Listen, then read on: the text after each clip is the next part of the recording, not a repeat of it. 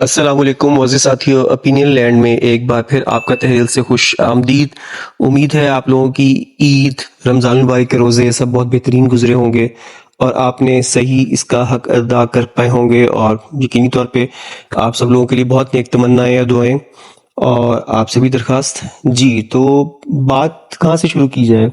وہ فیض کا ایک مصرع ہے کہ وہ جو تاریک راہوں میں مارے گئے، وہ تو فیض نے جن کے لیے کہا تھا، وہ سرخ انقلاب کے دائی اور سوویت یونین کے وہ جاسوس تھے جو کہ دوسری طرف کی جاسوسی کرتے ہوئے کہیں مارے گئے تھے۔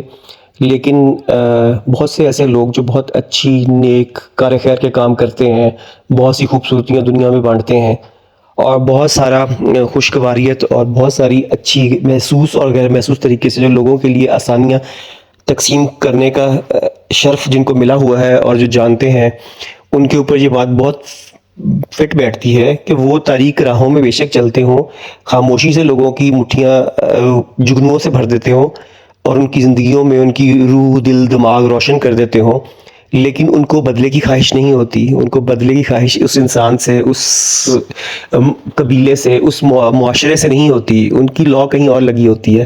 ان کو رب تعالیٰ کی ذات سے وہ سارا کچھ، اس کا انعامات، اس کی جزا چاہیے ہوتی ہے، دنیا اور آخرت دونوں میں۔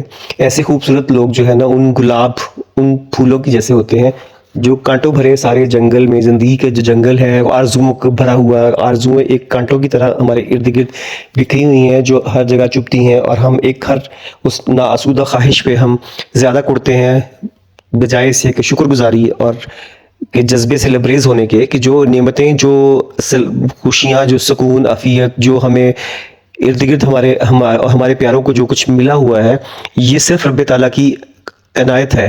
یہ نہ ہمارا حق ہے، نہ ہمیں کسی بات کا انعام ملا، اور جن کو وہ چیزیں نہیں میسر آئیں، ان کا نہ کوئی گناہ تھا، نہ کوئی قصور تھا۔ اگر ہم صرف شکر گزاری کے جذبے سے اپنے آپ کو بھر لیں اور اس کو صحیح طریقے سے اس کا مفہوم اور اس کا فلسفہ جان لیں، تو میرا خیال ہے کہ انسان اپنے بہت سے دکھ درد دل خود ختم کر لے۔ جب انسان کا پیٹ بھر جاتا ہے تو اس کو خواہش ابھرتی ہے، اس کے اندر ابھرتی ہے کہ وہ دوسرے لوگوں کے بارے میں تجسس اور گمان پہ اور ان کے بارے میں جاننے کی آرزو کرنے لگتا ہے، اور اس کو رشتوں میں اور لوگوں کی طبیعتوں میں، ان کی سوچ میں، ان کی نظریات میں، ہر ایک چیز میں کیڑے نظر آنے لگتے ہیں۔ ابھی حال ہی میں ایک چل رہا ہے drama green entertainment T V پہ، پاگل خانہ، جس میں نفسیاتی عارضوں میں مبتلا مختلف لوگوں کو ایک دی 11 کلب میں اکٹھے دکھایا گیا ہے، ایک نفسیاتی علاج گاہ ہے۔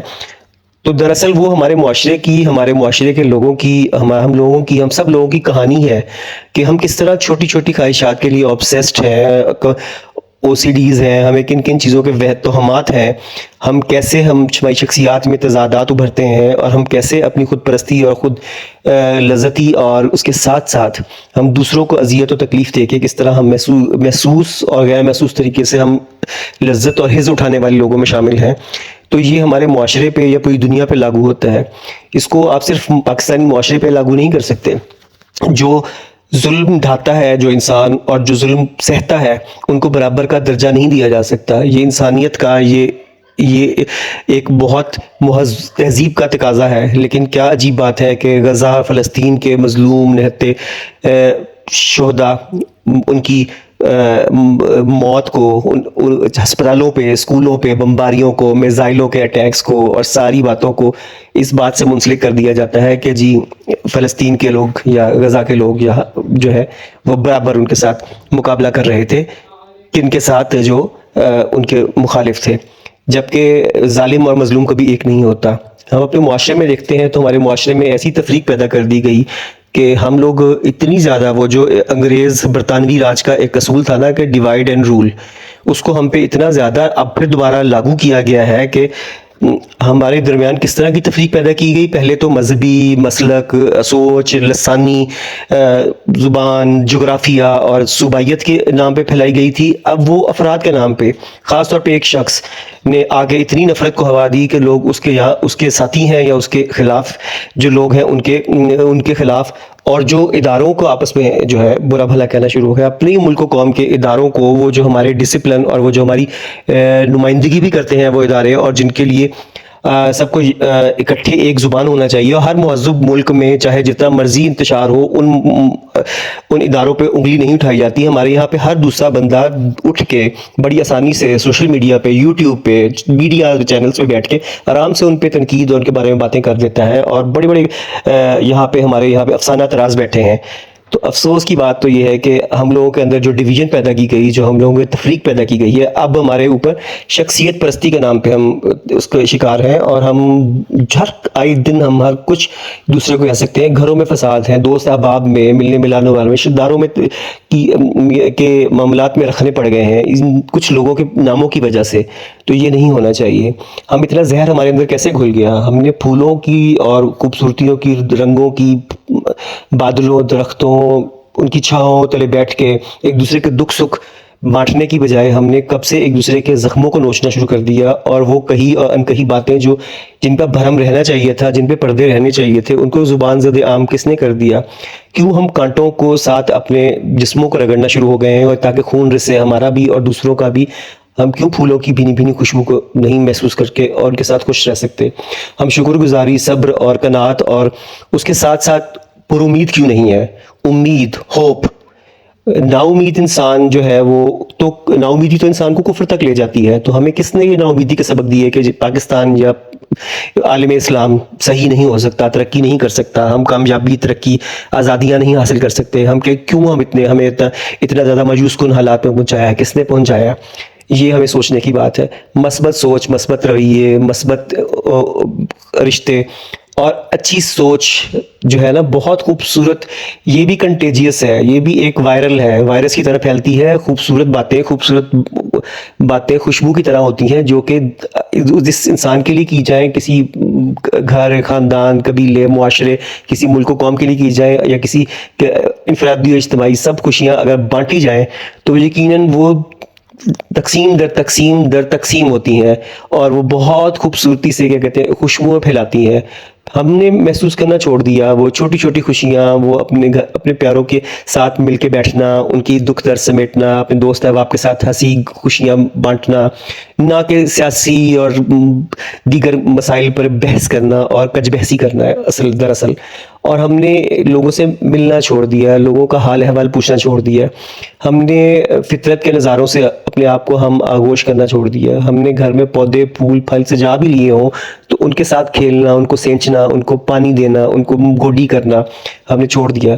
اسی طرح شاید ہم اپنی نئی نسل کو بھی ہم وہ زہر ان کی رگوں میں اتار رہے ہیں، جانے انجانے میں اپنے بحث مباحث اور اپنی ساری تلخیوں کے ساتھ ہم ان کو وہ سب کچھ دیتے جا رہے ہیں جو کہ ایک مثبت قوم، ایک تعمیری جذبہ نہیں ہے. ہم ان کو اچھی امید دینے کی بجائے یہ بتاتے چلے جا رہے ہیں براہ راست یا بالواسطہ، ہم بتاتے چلے جا رہے ہیں کہ ہمارا ملک و قوم، ہمارا ملک رہنے کے قابل نہیں ہے، پاکستان سے چلے جاؤ، یہاں پہ کوئی مستقبل نہیں ہے وغیرہ. کیا باہر جنت کے باغات ہیں دوسرے ملکوں میں، یورپ، امریکہ، کینیڈا وغیرہ میں؟ کیا وہاں پہ ڈالر، یوروز، پاؤنڈز جو ہیں کیا درختوں سے لٹکتے ہیں؟ نہیں بھائی. حقیقت یہ ہے کہ وہاں جا کے دگنی تگنی محنت کرنی پڑتی ہے، لیکن اس کے باوجود بھی وہاں پہ فرسٹ کلاس سٹیزن کا سٹیٹس نہیں ملتا. ہمیشہ دوسرے درجے کے، تیسرے درجے کے شہری، یہ پاکیز، براؤنز اور پتہ نہیں کیا کیا القابات سے نوازے جاتے ہیں. پھر بھی لوگ خوش رہتے ہیں وہاں پہ کہ جی ہم نے پردیس میں رہ رہے ہیں، ہم مہذب اور ترقی یافتہ اور فرسٹ کلاس کنٹری میں سیکنڈ اور تھرڈ کلاس اور ڈی گریڈ سٹیزن بن کے رہ رہے ہیں. اس سے ان کو فرق نہیں پڑتا.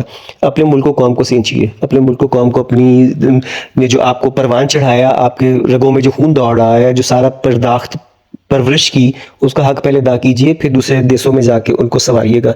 اور جب یہ مثبت سوچ آ جائے کہ اپنے ملک و قوم کو دینا ہے، اپنے لوگوں میں بانٹنی ہے وہ خیر، وہ آسانیاں، وہ خوشیاں، وہ تعلیم و ترقی، وہ سارا شعور جو میرے پاس ہے، آپ کے پاس ہے، وہ ہم نے اپنے لوگوں کو دینا ہے، ان کے اندر بہتری پیدا کرنی ہے. اور اپنی نئی نسل کو ہرگز ہم نے زہریلا مواد نہیں نہ گھول کے پلانا ہے، نہ کانوں میں ان کے ڈالنا ہے شیشے کی طرح، گرم شیشے کی طرح، کہ تم ایک جاہل، اجڑ، گنوار اور بہت ہی خوفناک ملک میں رہ رہے ہو، جہاں پہ کسی وقت بھی مہنگائی سے مر سکتے ہو، اور پتہ نہیں کیا دہشت گردی سے کچھ ہو سکتا ہے، یا پتہ نہیں کوئی جہاں پہ کسی وقت بھی جو دیوالیہ ہو جائے گا. تو یہ سب باتیں صرف اندیشے، وسوسے، وہم وہ لوگ پالتے ہیں جن کو رب تعالیٰ کی، اللہ تعالیٰ کی ذات پہ کامل یقین نہیں ہے، جو شکر گزاری، صبر، قناعت اور اللہ تعالیٰ سے دعا کرنا چھوڑ دیتے ہیں۔ امید ہے یہ بات سمجھ آ گئی ہوگی، اور اگر یہ بات آپ کے دل کو بھائی ہو تو اس کو ضرور شیئر کیجئے، چینل کو سبسکرائب اور لائک کرنا مت بھولیے گا، اور یقینی طور پہ آپ کو پہلے بھی ملتی رہی ہیں، آئندہ بھی بہت مفید باتیں جو ہم لوگوں کی عام انسان کی باتیں آپ کو ملیں گی یہاں پہ۔ بہت شکریہ،